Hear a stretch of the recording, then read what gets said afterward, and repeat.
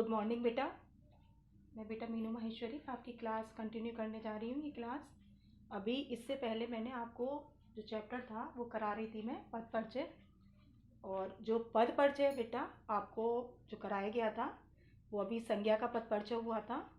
और मुझे लगता है सबने बहुत अच्छे से समझा होगा पद परिचय को, संज्ञा का, क्योंकि मैंने ये बात पहले ही कही थी कि जिसने संज्ञा और सर्वनाम का पद परिचय अच्छे से समझ लिया उसको आगे के पद परिचय में दिक्कत नहीं होगी, क्योंकि मैंने बताया था कि ये 9 चैप्टर का आपका सम्मिश्रण है, समाहित है इसमें 9 चैप्टर, तब आपका बना है एक चैप्टर पद परिचय।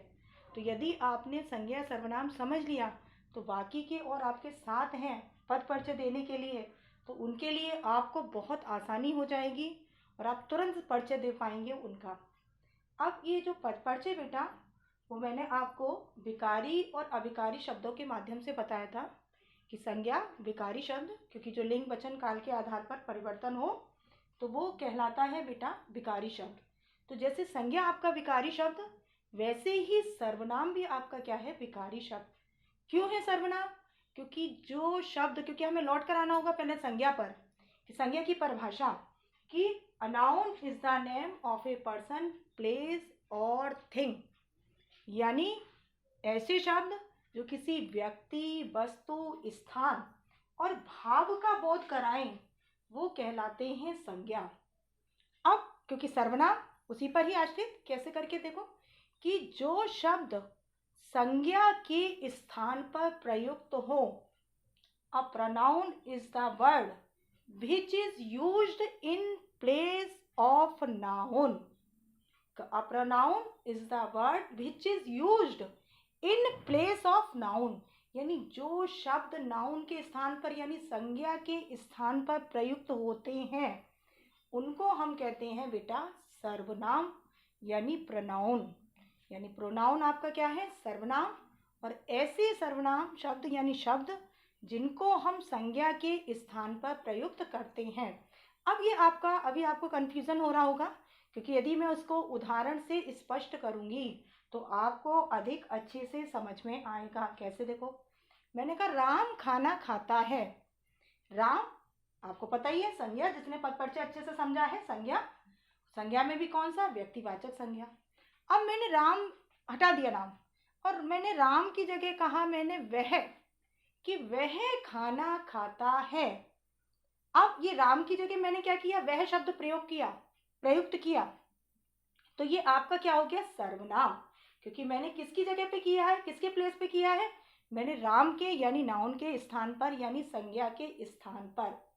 अब मैंने कहा सीता खाना खाती है, तो मैंने अब सीता, क्योंकि लड़की स्त्रीलिंग सीता, लेकिन मैंने यदि सीता को हटा दिया और मैंने उसकी जगह कह दिया वह खाना खाती है, तो आपका क्या हो जाएगा, क्योंकि मैंने सीता के स्थान पर किसका प्रयोग किया है, वह का। यानी ये क्या है, वह आपका सर्वनाम, क्योंकि ये शब्द मैंने किसके स्थान पर प्रयोग किया है, संज्ञा के स्थान पर। अब मैंने कहा बच्चे खेल रहे हैं, भाई मैदान में खेल रहे हैं, आप कुछ भी XYZ, बच्चे क्या है, मैदान में खेल रहे हैं। तो अब मैंने बच्चे हटा दिया, बच्चे की जगह मैंने कह दिया वे खेल रहे हैं, क्योंकि बहुवचन में है। यदि एक में होता तो हम कह देते वह खेल रहा है, लेकिन क्योंकि बच्चे क्या है, बहुत ज्यादा है ना, तो बच्चे के लिए मैंने क्या किया, वे, कि यानी वे खेल रहे हैं। तो ये आपका क्या हो गया बेटा, सर्वनाम। यानी बच्चे जो कि हमारा क्या था, जातिवाचक संज्ञा, और उसको हमने उसकी हटा दिया संज्ञा को और उसकी जगह हमने कर दिया वे, तो यानी आपका क्या हो गया, सर्वनाम। तो आपको समझ में आई होगी परिभाषा कि सर्वनाम की परिभाषा क्या है, कि जो शब्द संज्ञा के स्थान पर प्रयुक्त होते हैं वो कहलाते हैं सर्वनाम। यानी जो शब्द संज्ञा के स्थान पर हम प्रयुक्त करते हैं वो कहलाते हैं आपके, क्या कहलाते हैं, सर्वनाम। तो आपको सर्वनाम अच्छे से समझ में आया होगा, है ना। और ये तो आप बेटा बचपन से पढ़ते चले आ रहे हैं, 3rd स्टैंडर्ड से आपकी ग्रामर शुरू हो जाती है, हिंदी में भी इंग्लिश में भी। तो ये तो आपको पता होना चाहिए कि नाउन क्या है, प्रोनाउन क्या है, ये सब आपको पता होना चाहिए। अब बेटा हम आते हैं जो सर्वनाम और उसके आते हैं हम भेद। सर्वनाम के जो भेद हैं बेटा, वो सर्वनाम के भेद, यानी सर्वनाम को जो बांटा गया है 6 भागों में, यानी सर्वनाम के 6 भेद। सर्वनाम के भेद, और वो भेद कितने हैं? सर्वनाम के 6 भेद हैं। कौन कौन से हैं 6 भेद? ये सब ध्यान से देखेंगे बेटा कि पहला है जो सर्वनाम का भेद, सर्वनाम के भेद, इसके 6 भेद हैं और आप लोगों को पता भी होगा 6 भेद कौन कौन से, क्योंकि पढ़े हुए हैं। तो पहला आपका पुरुषवाचक सर्वनाम, पुरुषवाचक सर्वनाम, ये आपका पहला। दूसरा आया आपका निश्चयवाचक सर्वनाम, निश्चयवाचक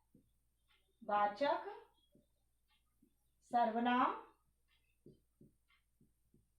निश्चयवाचक सर्वनाम के बाद तीसरा है बेटा आपका अनिश्चयवाचक सर्वनाम, अनिश्चयवाचक सर्वनाम। 3 आपके ये हो गए। चौथा आपका आया प्रश्नवाचक सर्वनाम, प्रश्नवाचक सर्वनाम। प्रश्नवाचक के बाद 5वां आपका संबंधवाचक, संबंधवाचक सर्वनाम।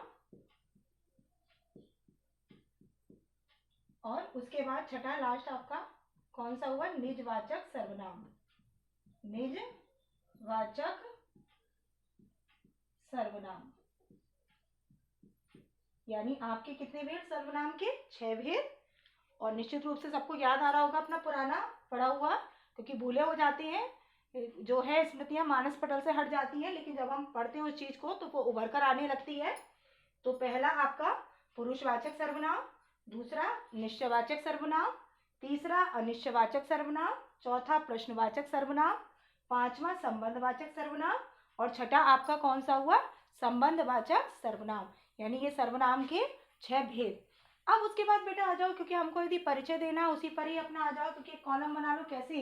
जैसे परिचय हमारा चला था संज्ञा का, बिल्कुल वैसे ही परिचय चलना है आपका किसका? सर्वनाम का। यानी जो इसका आधार है सर्वनाम का, तो आप कैसे लिखेंगे कि सर्वनाम के परिचय का आधार, परिचय का आधार, सर्वनाम के परिचय का आधार। अब कौन सा बेटा? सबसे पहले आप लिखेंगे सर्वनाम, सर्वनाम के भेद, जो भी हो भेद सर्वनाम का। उसके बाद आप डालेंगे वही लिंग, उसमें आपने डाला था, क्या डाला था संज्ञा में? लिंग। लिंग के बाद आपने क्या डाला था? वचन। वचन के बाद आपने क्या डाला था? कारक। कारक के बाद क्रिया से सीधा संबंध, क्रिया से सीधा संबंध। यही आपने सब संज्ञा के में डाला था, याद आ रहा है? उसमें आपने डाला था संज्ञा के भेद, केवल इसमें क्या कर दिया आपने? सर्वनाम के भेद कर दिया। उसके बाद लिंग आपने उसमें भी डाला था संज्ञा में, उसके बाद वचन भी आपने डाला था, कारक भी डाला था, क्रिया से सीधा संबंध। क्यों? क्योंकि ये हमारा सर्वनाम है, वो है विकारी शब्द, विकारी शब्द यानी विकार होना, परिवर्तन होना। यानी सर्वनाम में परिवर्तन होता है किसके आधार पर? लिंग वचन काल के आधार पर। तो ये आपका परिचय का आधार हो गया कि आपको इस आधार पर परिचय देना है। अब क्योंकि सबसे पहले है पुरुषवाचक सर्वनाम, तो आज हम जो चर्चा करेंगे वो किसकी करेंगे? पुरुषवाचक सर्वनाम की। पुरुषवाचक सर्वनाम क्या है इसकी चर्चा करेंगे। तो पहला हम हेडिंग डालते हैं पुरुषवाचक सर्वनाम। सबको बेटा अच्छे से समझ में आ रहा होगा, ध्यान से यदि देखेंगे तो ऐसा नहीं हो सकता, सुनेंगे और समझने की कोशिश करेंगे तो ऐसा नहीं हो सकता बेटा कि ना आए समझ में। निश्चित रूप से आपको समझ में आएगा, अच्छी तरीके से आएगा आपको समझ में। तो अब आपका बेटा क्या है? सर्वनाम। और सर्वनाम में जो आपको देना है कौन सा? पुरुषवाचक सर्वनाम, पुरुषवाचक सर्वनाम। ये है आपका पुरुषवाचक सर्वनाम का पद परिचय। अब बेटा क्या है पुरुषवाचक सर्वनाम? जरा समझ ले कि ऐसा सर्वनाम शब्द जिससे हमें पुरुष यानी व्यक्ति का बोध हो। कैसे व्यक्ति का बोध हो? ये यानी कैसे पुरुष का, इसमें बेटा जो पुरुष से मतलब है वो 3 प्रकार के व्यक्तियों से मतलब है पुरुष से, कि इससे हमें पुरुष का यानी व्यक्ति का बोध हो। और किस टाइप के 3 तरह के इसमें कैसे आप लोगों को याद आ जाएगा बेटा कौन कौन से पुरुषवाचक में, कि एक होता है इसमें बोलने वाला, बोलने वाला। दूसरा होता है सुनने वाला, सुनने वाला। और तीसरा होता है जिसके बारे में बातचीत हो, जिसके बारे में बातचीत हो। अब बेटा 3 है। बोलने वाले को हम कहते हैं वक्ता भी, वक्ता किसको कहते हैं हम, बोलने वाले को। सुनने वाले को हम कहते हैं श्रोता, श्रोतागण होते हैं सुनने वाले, श्रोता। तीसरा जिसके बारे में बातचीत हो रही हो। अब बेटा ये आपको सब याद आ जाएगा, आप लोगों ने इंग्लिश में पढ़ा होगा first person, first person PERSON person, second person PERSON person, and third person. कुछ याद आ रहा है, थर्ड पर्सन PERSON पर्सन, यानी फर्स्ट पर्सन, सेकंड पर्सन और थर्ड पर्सन। अब हिंदी में इसको बेटा क्या कहते हैं, फर्स्ट पर्सन को हम कहते हैं उत्तम पुरुष, उत्तम पुरुष ये हो गया आपका फर्स्ट पर्सन।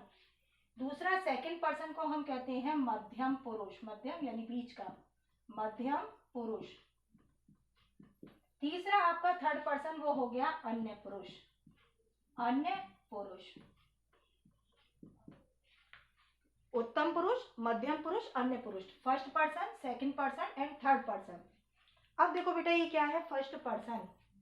फर्स्ट पर्सन में मैं, हम, हमारा, हम सब, मैं और हमसे जो भी संबंधित उस सब आपका आता है फर्स्ट पर्सन में। जैसे आपने इंग्लिश में पढ़ा है आई, माई, मी, वी, अवर, अस, सब याद आ रहा होगा बेटा, रिमाइंड हो रहा होगा कि आई, माई, मी, वी, अवर, अस, ये आपने पढ़ा है ना इंग्लिश में। वैसे ही इसमें आता है उत्तम पुरुष में मैं, हम, हमारा, हम सब, ये सब आपके आते हैं किसमें, फर्स्ट पर्सन में। मैं, हम, हमारा, हम सब, मुझे, ये सब आपका किसमें आता है, फर्स्ट पर्सन यानी फर्स्ट पर्सन में, उत्तम पुरुष में। दूसरा इसमें आपका जो मध्यम पुरुष है सेकंड पर्सन, तुम, तुम्हारा, तुम सब, ये सब आता है सेकंड पर्सन में। तुम, तुम्हारा, तुम सब, उसके अलावा आप भी आता है, आप, क्योंकि आप होता है बेटा आज्ञार्थक शब्द। आप तुम की जगह ये, जैसे हमने कहा तुम खाना खा लो, लेकिन हमने उसकी जगह क्या कहा, आप, क्योंकि होता है आप रेस्पेक्ट का शब्द। और ये बेटा चाहे बच्चा हो बड़ा, जब तक, क्योंकि मैं प्रैक्टिकल लाइफ से संबंधित भी आपको बातें बताती जाती हूँ, प्रैक्टिकल जीवन से संबंधित भी, कि यदि हम दूसरों को सम्मान देंगे, चाहे बड़ा हो चाहे छोटा हो, तो भी हमें सम्मान मिलेगा, है ना। आत्मनि प्रतिकूलानि व्यवहारम न समाचरेत, ये आपको संस्कृत का है बेटा, श्लोक की पंक्ति है कि आत्मनि प्रतिकूलानि और व्यवहारम ना समाचरित, कि जो हमारे को लगता है अपने प्रतिकूल आचरण, वैसा आचरण हमें कभी नहीं करना चाहिए दूसरों के साथ। यदि हमारे लिए भाई हम चाहते हैं कोई हमसे झूठ ना बोले, तो हमें भी तो नहीं बोलना चाहिए ना, है ना, तभी तो दूसरे का है। तो ये बेटा क्या है, एक प्रैक्टिकल बात है, व्यवहारिक जीवन से संबंधित बात है, कि जैसे आचरण की हम अपेक्षा करते हैं दूसरे से, हमें भी निश्चित रूप से वैसा ही अपना आचरण रखना चाहिए, है ना। क्योंकि यदि हम सम्मान देंगे तभी हमें सम्मान मिलेगा। तो आप जैसे बच्चे से भी है, हम ये कहें तू कर ले काम तो खराब लगेगा, लेकिन क्या बेटा आप ये कर लो तो क्या है अच्छा लगना।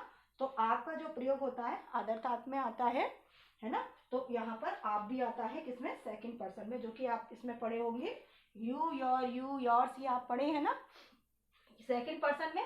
तुम, तुम्हारा, तुम सब, ये सब किसमें आता है, सेकंड पर्सन, यानी जिसको हम कहते हैं मध्यम पुरुष। मध्यम का मतलब बीच का। अन्य, अन्य का मतलब हो गया अन्य, जो कुछ भी बचा आपका। अब इसके अलावा जो कुछ भी बचा वो आपका आ गया थर्ड पर्सन में।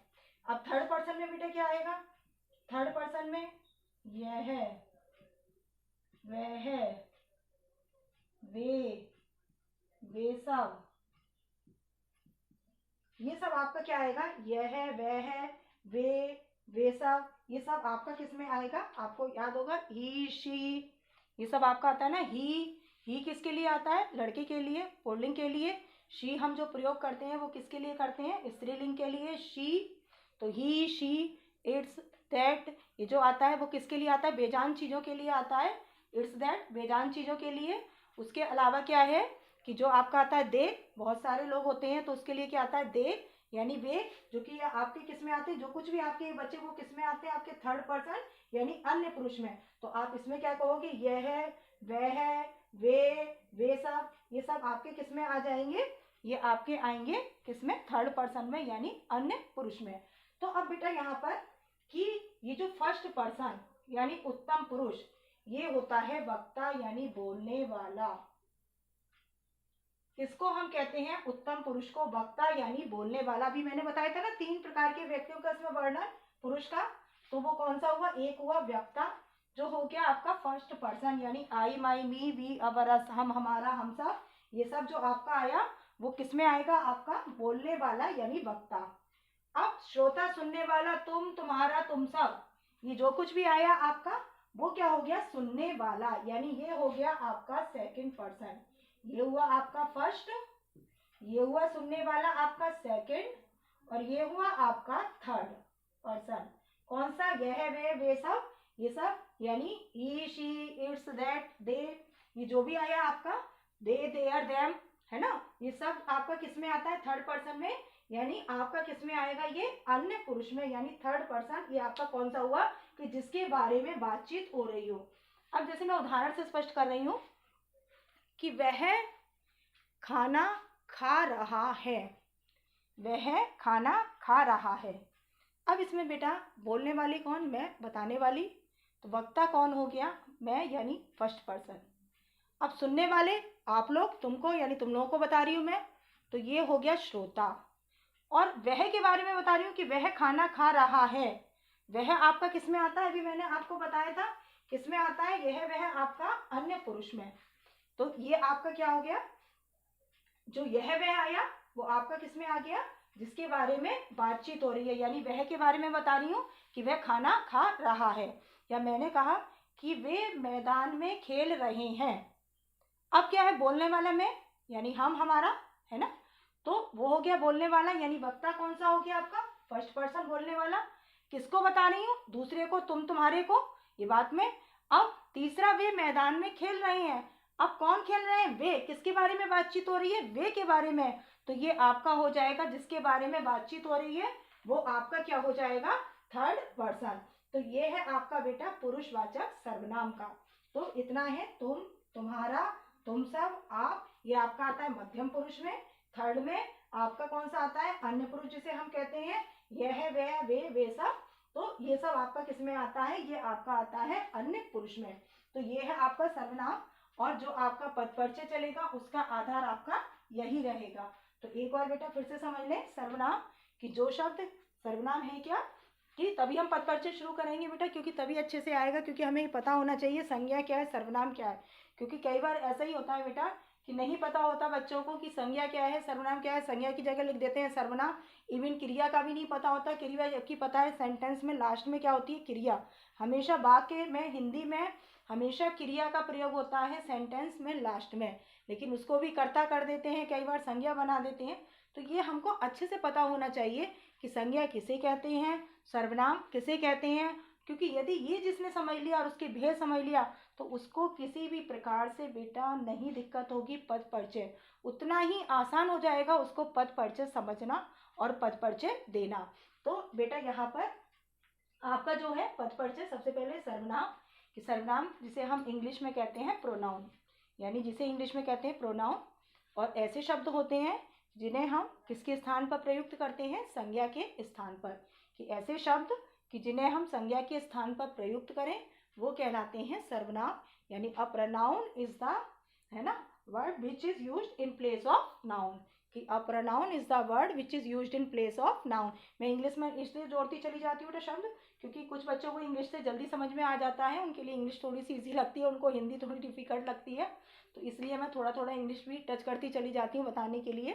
तो यहाँ पर आपका अब क्या है बेटा कि जो सर्वनाम, क्योंकि अब हमने समझ लिया कि ऐसे शब्द जो संज्ञा के स्थान पर प्रयुक्त होते हैं वो कहलाते हैं सर्वनाम। तो अब जब इतना समझ लिया उसकी परिभाषा, तो हम आते हैं उसके भेद पर। भेद हमको पता लग गया कितने होते हैं, 6 भेद होते हैं। कौन कौन से होते हैं?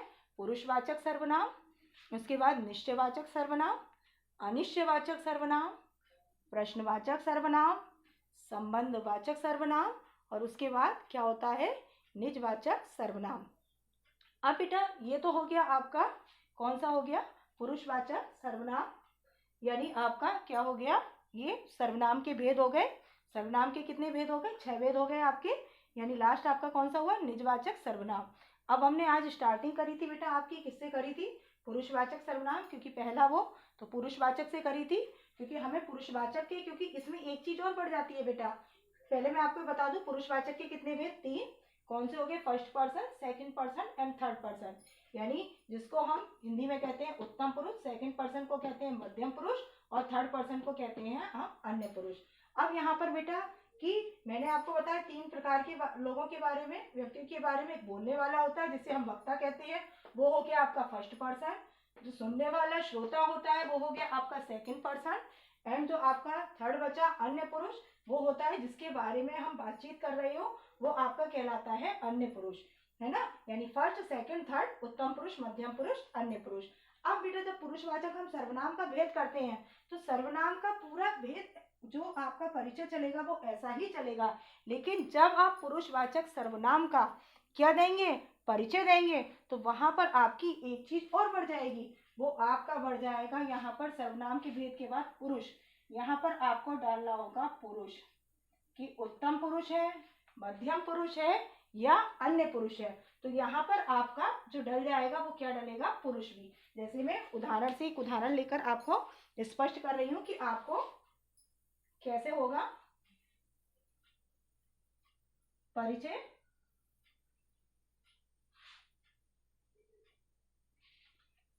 उदाहरण से स्पष्ट कर रही हूँ। उदाहरण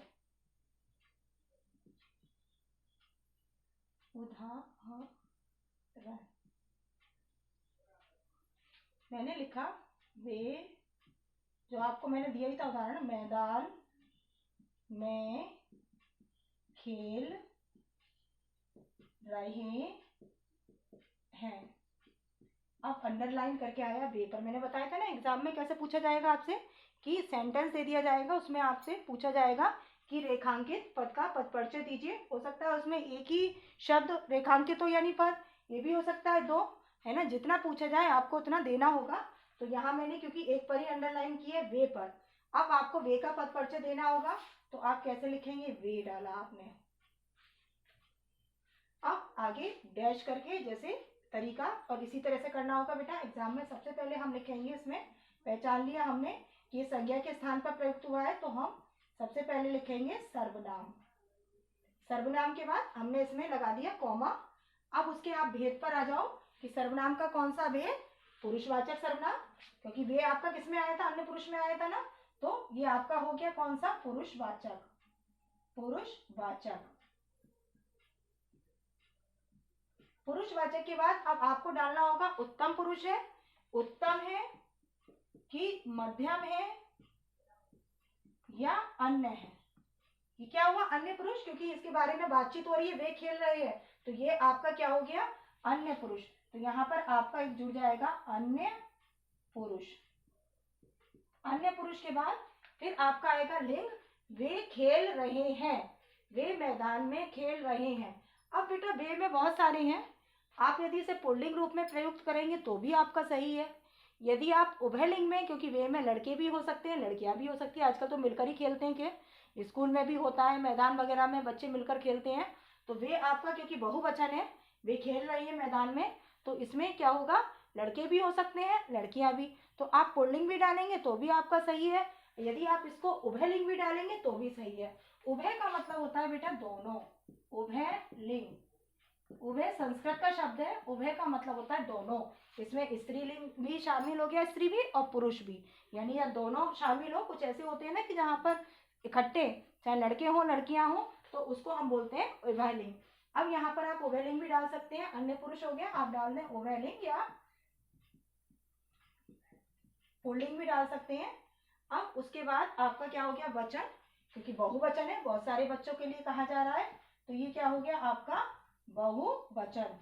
अब बहुवचन के बाद कारक, यानी वे खेल रहे हैं, काम को करने वाले तो वही है ना, खेल कौन रहे हैं, यानी वे। तो काम को करने वाला या जिसके बारे में कहा जाए वो क्या होता है, कर्ता कारक। तो कौन सा हो गया, जिसे हम उद्देश्य भी कहते हैं, कर्ता कारक।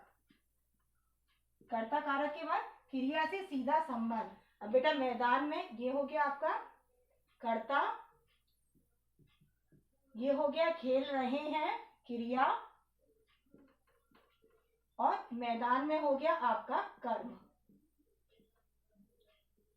अब खेल रहे हैं, खेलना इसमें क्या है, मुख्य क्रिया, और सहायक क्रिया क्या है, रहे। खेलना मुख्य क्रिया जिसको मेन वर्ब कहते हैं इंग्लिश में, रहे हैं आपकी हेल्पिंग वर्ब जिसको हम कहते हैं सहायक क्रिया। तो ये पूरी क्या है आपकी क्रिया, ये आपका कर्म है, ये कर्ता है।